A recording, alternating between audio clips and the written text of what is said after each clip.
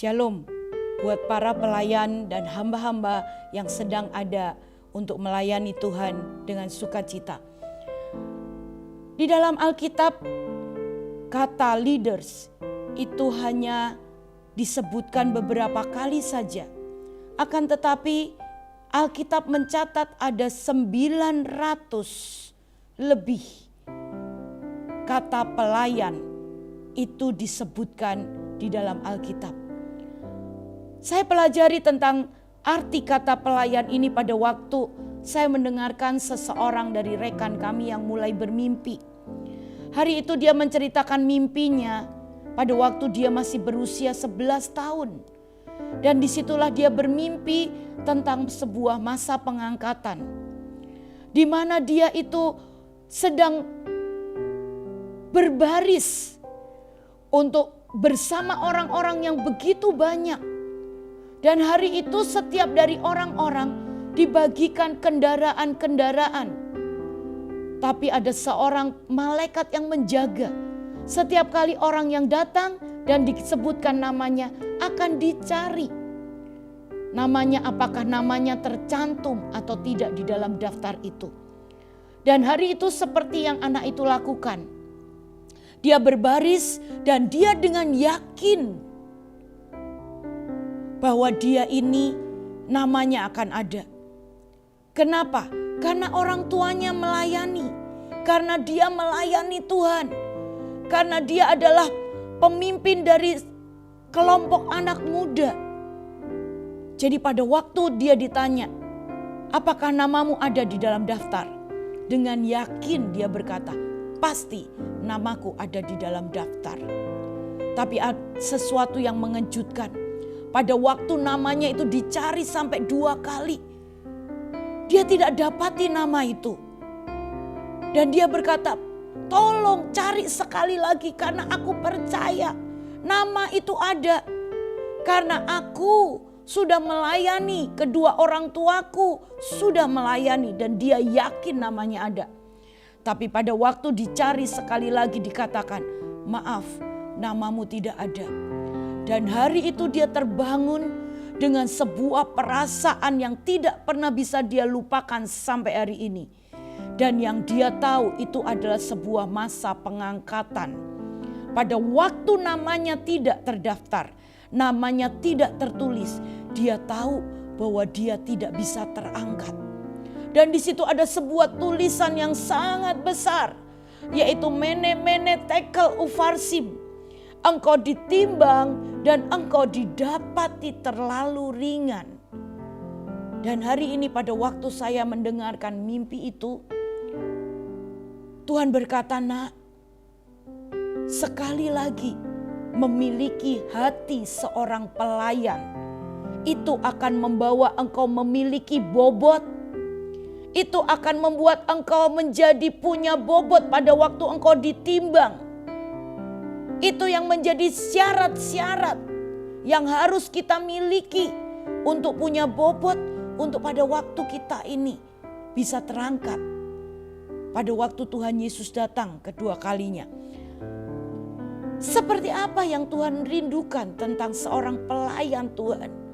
Seringkali pada waktu kita ini melayani Tuhan, kita ini mulai dibawa naik. Kita mulai semuanya mulai diberkati, kita mulai dipandang orang, kita mulai dihormati, kita mulai dipercaya. Tapi sebagai pelayan Tuhan sendiri, seringkali saya sudah mulai kehilangan hati seorang pelayan. Seperti apa yang Tuhan mau? Mari kita baca dari Matius 8 ayat yang keempat. Dikatakan seperti ini. Lalu Yesus berkata kepadanya, ingatlah, janganlah engkau memberitahukan hal ini kepada siapapun. Tetapi pergilah, perlihatkanlah dirimu kepada imam dan persembahkanlah persembahan yang diperintahkan Musa sebagai bukti bagi mereka. Ada satu hal yang saya perhatikan itu unik terjadi. Setiap kali Tuhan selesai menyembuhkan seseorang, kebanyakan seringkali dia selalu berpesan apa? Jangan cerita kepada siapapun juga. Jangan pernah ngomong sama siapa-siapa. Why? Dan hari ini saya belajar di sini. Dikatakan seperti apa? Sekali lagi pada waktu Yesus menyembuhkan orang kusta itu dikatakan apa? Gak usah ngomong. Tapi apa yang harus dilakukan? Tunjukkan dirimu kepada para imam. Cukup para imam itu melihat tubuhmu yang sudah sembuh dari kusta. Dan dia melihat di sini dikatakan apa? Ekspresi dari sikap hatimu yang meradiasi dari hidupmu. Itu yang jauh berbicara lebih kuat daripada yang lain. Dikatakan seperti ini, janganlah berbicara kepada seluruh kota. Karena dikatakan apa?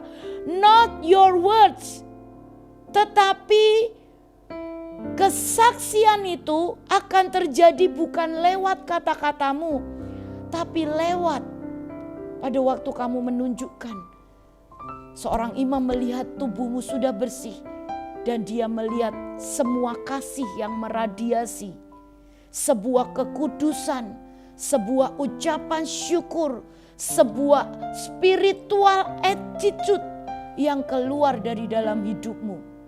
Itu yang membuat tiba-tiba orang-orang akan tahu bahwa ini hanya bisa dilakukan oleh Tuhan Yesus.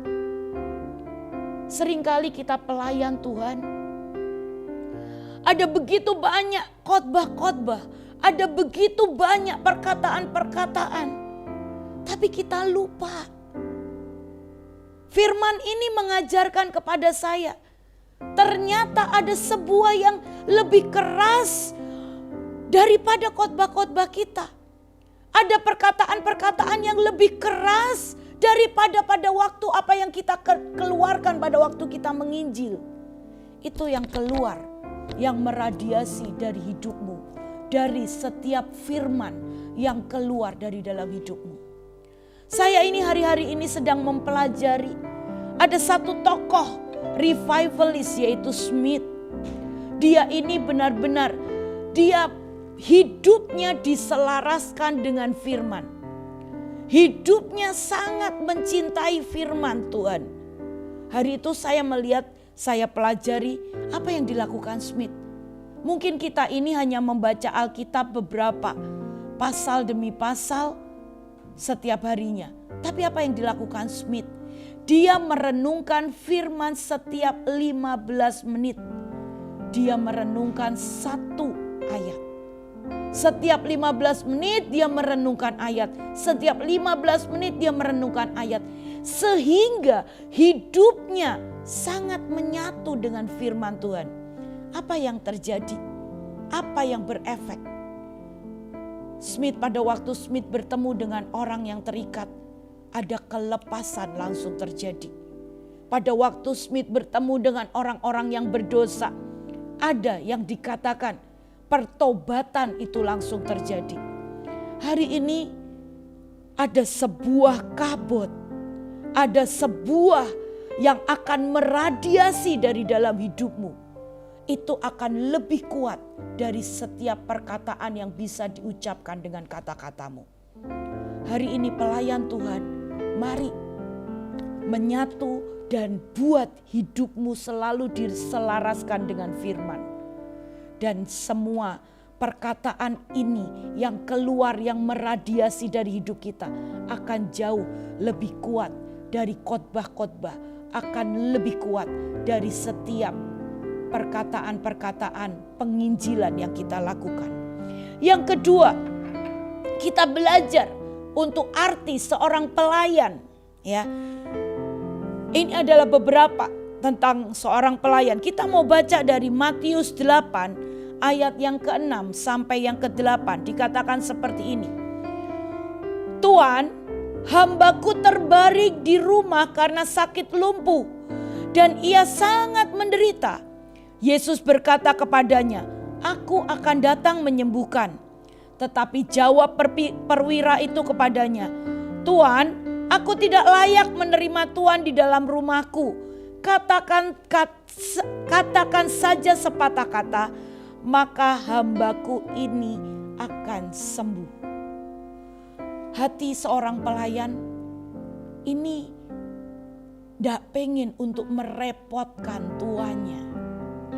Seringkali pada waktu kita ini melayani Tuhan, pada waktu kita ini awal kita melayani Tuhan, kita bisa dengan sangat sederhana, dengan sangat simpel kita berjalan.